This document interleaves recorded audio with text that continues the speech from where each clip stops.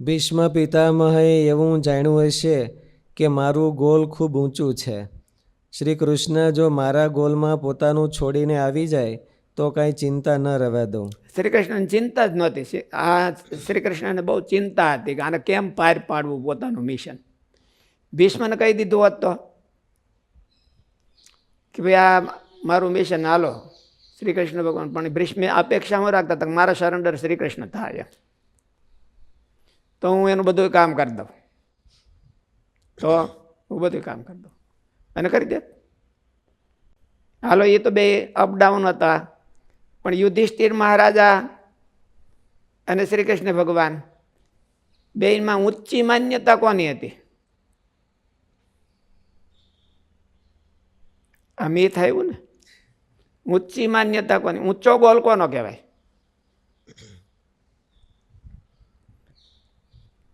શ્રી કૃષ્ણ ભગવાન હસ્તિનાપુરથી હસ્તિનાપુર પાંડવોની રાજધાની કઈ હતી? ઇન્દ્રપ્રસ્થ. ઇન્દ્રપ્રસ્થ તરફથી લડતા હતા અને ભીષ્મ પિતા હસ્તિનાપુરથી લડતા, હસ્તિનાપુર ને એના તરફથી લડતા હતા. તો ઇન્દ્રપ્રસ્થ તો નવું હમણાં કર્યું, રાયપુર જેવું, નયા રાયપુર જેવું હતું. અને આ ઓલું છે એ તો બોમ્બે જેવું હતું. તો મોટું કોણ કહેવાય? મોટા માટે કોણ લડે? બોમ્બેની રક્ષા કરવી કે રાયપુરની?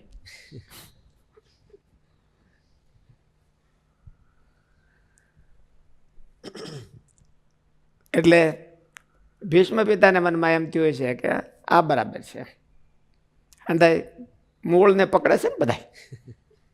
અને શ્રી કૃષ્ણ ભગવાને તો પૂછડું પકડ્યું. ઇન્દ્રપ્રસ્થ તો હમણાં જ એવું થયું હતું. ઇન્દ્રપ્રસ્થ તો નવી રાજધાની થઈ હતી ને, ધૃતરાષ્ટ્રની સહીથી થઈ હતી. ધૃતરાષ્ટ્ર સહી કરી કે જાઓ તમે ત્યાં જાઓ, ત્યાં બહુ સારું છે. બાદ બેન સહીથી જેમ થયું હોય એની જોડે આપણે ધૃતરાષ્ટ્ર. ભીષ્મ પિતામહે એવું જાણ્યું હશે કે મારો ગોલ ખૂબ ઊંચો છે. શ્રી કૃષ્ણ જો મારા ગોલમાં પોતાનું છોડીને આવી જાય તો કાંઈ ચિંતા ન રહેવા દઉં. હું એકલો જ કામ કરી દઉં તો જોઈએ તેવો લાભ ન લઈ શકાય. જીવા બાપુ બુદ્ધિવાળા અને હોશિયાર હતા, પણ દાદા જેવા મહારાજને કામ ન આવ્યા. દાદા ખાતર કામ આવ્યા એવા ન આવ્યા. દાદા ખાતર એટલા બધા બુદ્ધિશાળી કહેવાય નહીં. એટલે માણસને ક્યાં હું નડી જાય અને એ રોડો પાછો પોતાના કલ્યાણમાં આવે. આ લોકનો વ્યવહાર હોય તોય ભલે ને, પોતાની બુદ્ધિ હોય તોય ભલે ને, પોતાનું ઊંચું ગોલ હોય તોય ભલે ને, નબળાઈ હોય તોય ભલે, એને વાંધો ક્યાં આવે છેલ્લે? પોતાના કલ્યાણમાં આવે. એટલે પોતાના કલ્યાણમાં વાંધો હોય એને ઉચકાવી નાખી દેવો, એને પાકો મુમુક્ષુ કહેવાય. એને છોડી દેવો એ મુમુક્ષુતા કહેવાય. જીવા બાપુ બુદ્ધિવાળા અને હોશિયાર હતા, પણ દાદા જેવા મહારાજને કામ ન આવ્યા. સાચી વસ્તુ મળી જાય તો પોતાનું મૂકવા તૈયારી હોવી જોઈએ. સાચી વસ્તુ મળે તો પોતાની નબળી માન્યતા, પોતાની પકડાઈ ગયેલી નબળી તો ન હોય. યુધિષ્ઠિર મહારાજાને આપણે એમ થોડા કહીએ કે નબળી માન્યતા હતી એની, પણ તોય મૂકવા તૈયાર નહોતા. યુધિષ્ઠિર મહારાજાની માન્યતા નબળી નહોતી તોય મૂકવા તૈયાર નહીં. હારી ઊંચા ઊંચી માન્યતા હતી. શ્રી કૃષ્ણ ભગવાનની માન્યતા અને યુધિષ્ઠિર મહારાજાની માન્યતા બેયને એમ કીધું કે તમે બે વ્યા જાઓ હોન ઘેરે, પછી જોખી હોય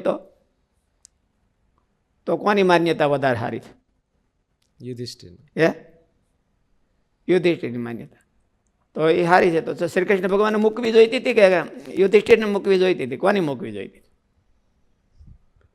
સદગુણ સ્વામી તમે હો તો હું કોને સલાહ આપો? તમારે મૂકવાની લેવાની તો વાત જ નથી, પણ સલાહકાર તરીકે તમને લેવા જેવા ખરા તમે, તો કોને આપો સલાહ મૂકવાની? શ્રી કૃષ્ણ ભગવાન. શ્રી કૃષ્ણ ભગવાન. ઓલે માજાને તો રામચંદ્રજીને મૂકવાની કીધી હતી. ભાઈ સીતાજી રાવણ દેતો નહોતો તો માજાને સલાહ આપી કે હવે તમે મૂકો ને, આ ન કરો, આટલું બધું ઓલું બધું ધમસાણ યુદ્ધ થાય અને સીતાજીને લેટ ગો કરો. અને બીજા લગ્ન કરી લ્યો, એનો ખર્ચો અમે દઈ દઈશ, તો તમે એવી સલાહ આપો કે શું કરો? મહાજન પાસે પૈસા તો બહુ હોય ને.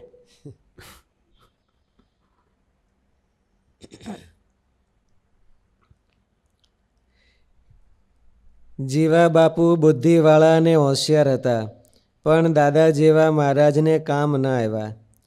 સાચી વસ્તુ મળી જાય તો પોતાનું મૂકવા તૈયારી હોવી જોઈએ. ક્યારેક પોતાનું ખૂબ ઊંચું છે તે હું કેમ ત્યાગ કરું, આવી મનમાં વિટમણા હોય છે. જેમ કે ઊંચા યુધિષ્ઠિરને માણસોને હતી. એવી બહુ વિટમણા હોય છે. ઊંચા માણસોને કે હું આટલું બધું ક્રીમ વિચારી શકું અને મારે મૂકવું કેમ? અને પાછા હાવ જાટધારા માણસો પાસે. શ્રી કૃષ્ણ ભગવાન તો બહુ જાટધારા માણસો હતા. એ તો આમ ધડાક દે આમથી આમ ને આમથી આમ ઉથલ પાથલમાં જ માનતા હતા. અને યુધિષ્ઠિર મહારાજા તો બહુ ચિકિત્સાવાળા હતા ને. આમ આ શ્રુતિમાં આમ કીધું, આ શ્રુતિમાં આમ કીધું, આમ કર્યું તો આમ થાય, આમ કર્યું તો આમ થાય, આનું ફળ આવું મળે, આનું ફળ આવું મળે.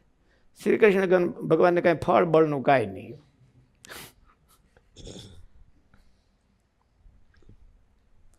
તો કઈ માન્યતા શ્રેષ્ઠ? વાંચો. ક્યારેક પોતાનું ખૂબ ઊંચું છે તે હું કેમ ત્યાગ કરું, આવી મનમાં વિટમણા હોય છે. જેમ કે યુધિષ્ઠિરને હતી. કૃષ્ણ પાસે મારી માન્યતા કેમ છોડી શકું? મોટો પક્ષ મૂકીને નાના પક્ષને ટેકો કેમ આપું, એવી પણ ભ્રમણા. કૌરવોનો પક્ષ મોટો હતો અને પાંડવોનો પક્ષ નાનો હતો. 5 જણા જ હતા. રામચંદ્રજી ભગવાનને સૈન્યમાં તો ભગવાન એકલા જ હતા. ઓલા તો ગણાય નહીં પાછા. વાંદરા ને ઢેસડા તો માણસ તો 2-3 જણા હતા. અને રાવણની સભામાં તો દેવતાઓ બધા હોતે કે અમે જરૂર પડે તો કહેજો રાવણ મહારાજા, અમારે બધા છે. પેલી કડી ક્યાંક બોલતા હતા ને કે હું જેના ભયથી દેવ દાનવને નિદ્રા નાવે નયનમાં, ઝાડ હલે ત્યાં ઝબકી જાતો ભે ભરાણો એના મનમાં. એવું મોટો પક્ષ મૂકીને નાના પક્ષને ટેકો કેમ આપું, એવી પણ ભ્રમણા હોય. જો ઓળખાણ ન હોય તો. ઇન્દ્રને એવું હતું. રામને રાવણનું યુદ્ધ થયું તો મનમાં એમ થયું કે આમાં કોને મદદ કરવી. એટલે પેલા મેઘને કહી દીધું વાદળા બહુ કરી દો, પછી મારે જોવા જવું છે. પણ કોઈ ભાળે નહીં, એમ રાવણ ભાળી ન જવું જોઈએ. રામ ભાળે તો એનો કાંઈ બહુ વાંધો નહીં, એનું કાંઈ એના મનાવી શકાય બધી વાર. રાવણ ભાળે તો પછી મનાવી ન શકાય. એટલે પછી રામ જીતવાના ત્યાં પછી ઇન્દ્ર આવ્યો. અડધું પડધું બધું જીતી લીધું, એક રાવણ જ બાકી હતો. પછી એને એવું કીધું કે મારી પાસે રથ સારો છે, હમણાં નવો કર્યો છે, તમારે જોતો હોય તો આપું તમને. એટલે આપણે હોય તો એમ કહી દઈએ કે અમારે જોતો નથી, હવે તો બધું પૂરું થઈ ગયું છે ઘણું ખરું. રામ ભગવાન કે લાવો લાવો, વાંધો નહીં, કાયમ આવશે. મારે જે અયોધ્યા જવું છે ને તો ત્યાં લઈને જાવું હોય. પછી તો રથમાં નહોતા ગયા અયોધ્યા, પુષ્પક વિમાન જ કુબેર લઈને આવ્યા હતા. એટલે એને વિટમણા હતી કે મોટા પક્ષમાં ભળવું કે નાના પક્ષમાં ભળવું, કોના પક્ષમાં ભળવું, એવું નિર્ણય નહોતા કરી શકતા. ઇન્દ્ર તો બહુ બુદ્ધિશાળી કહેવાય, દેવતા કહેવાય, એનો રાજા કહેવાય. એ હાવ અકલ વિનાના તો ન હોય, તો આવું થાય. ઇન્દ્રને ખબર હતી કે રામ ભગવાન છે એ ભગવાન છે, તો એ કેમ એવી રીતના થઈ ગયું? તોય થાય. આપણને ખબર હોય કે આ સંત સાચા છે અને આ સંત ખોટા છે, તોય થાય. એ આપણી ઉપર આધાર છે, આપણે શું જોઈએ છે. રામ દે એમ હોય ને કાંઈ વાત, હાવ કોરા ધાકોડ હોય, એની પાસે શું મળે? એને ઓલો કાંઈક દે એવું હોય. એટલે ભલે ની ઓલા હોય તો એમાં શું હતું? રામ ભગવાન હોય તો શું એવું? આપણે શું જોઈશે એની ઉપર આધાર હોય. મોટો પક્ષ મૂકીને નાના પક્ષને ટેકો કેમ આપું, એવી પણ ભ્રમણા હોય. જો ઓળખાણ ન હોય તો. શૈલ્ય મહારાજા. બલરામજી વિદુરજી વગેરેના મનમાં વિટમણાઓ વગેરેની મનની વિટમણાઓ આપણને તો કલ્યાણમાં નડી શકે. એને વિટમણાઓ હતી, બલરામજીને વિટમણાઓ હતી. દુર્યોધનનો પક્ષ રાખો કે અર્જુનનો પક્ષ રાખો, યુધિષ્ઠિરનો પક્ષ રાખો, તો એ મૂકી નહોતા ગયા. તો એની કંઈક માન્યતા હશે કે એમને? બલરામજી તો ભગવાનના અવતાર ગણાય, ભગવાનના મોટા ભાઈ ગણાય, તો એની કંઈ માન્યતા હોય છે કે નહીં હોય? કે મારે કોનો પક્ષ રાખવો જોઈએ, કોનો રાખવો જોઈએ? હે હે યુધિષ્ઠિર. તો એને ખબર પડી કે ન પડી? એને ખબર ન પડી કે નહીં? અવળાવળું થઈ ગયું. એટલે માણસની માન્યતાઓમાં પોતે બંધાયેલો હોય છે, પોતાના જીવના કલ્યાણમાં બંધાયેલો હોતો નથી. પોતાની માન્યતામાં પોતાનું જીવનું કલ્યાણ થવું હોય તો થાય, ન થવું હોય તો થાય. આપણે ભલે ખાડામાં પડી તો હોય, માન્યતા મૂકવી નહીં. આપણી ટાંગ એકવાર ઊંચી થઈ ગઈ હોય એને હેઠી કરવી નહીં. ટાંગ ઊંચી ઊંચી રાખવી. પછી ઓલો કોઈક ટાંગ ઝાલીને ફગાવે તો કાંઈ વાંધો નહીં, પણ ઊંચી રાખવાની. એટલે માણસનું આવું હોય છે. કલ્યાણ જોતું હોય કે ટાંગ ઊંચી રાખવાનું મળતું હોય, બેમાંથી એક ઓલ થતું હોય કે બેલો આપણે એક તમારે ટાંગ ઊંચી રાખવાની છૂટી અને એકને કલ્યાણ મેળવવાની છૂટી, તો આપણે શું કરીએ? ટાંગ ઊંચી રાખી. વિશુદ્ધ સ્વામીજી શું કહો તમે? તમે શું કરો? विश्व दर्शन स्वामी जी आप क्या करते हैं? टांग ऊंची में समझते क्या? हैं? समझते नहीं समझते? नहीं समझते. आप समझते क्या? क्या ગમે કરવાની છૂટી આપી હોય તો આપણે શું કરીએ? ટાંગ ઊંચી રાખવામાં જેવી મજા હોય એવી કલ્યાણમાં ન મજા આવે.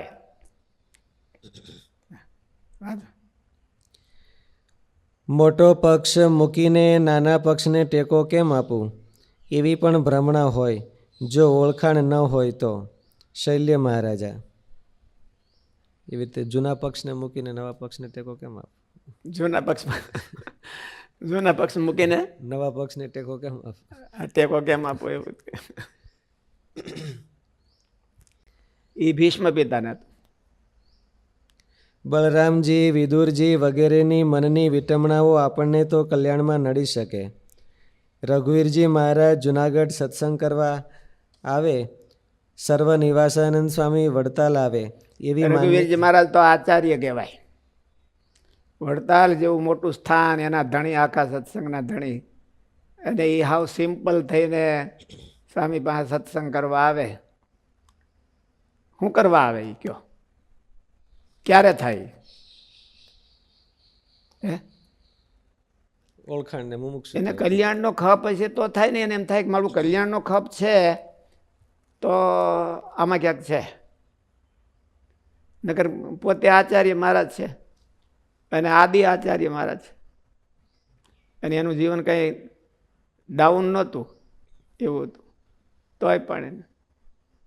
એટલે આ બધા નિર્ણય છે એ ત્યારે સૂજે કે જ્યારે માલિપાથી પોતાના કલ્યાણની ભૂખ જાગે અને કાંઈક થોડીક ઉપલી સેન્સ વાપરે, ત્યારે થાય. નહીં તો ન થાય.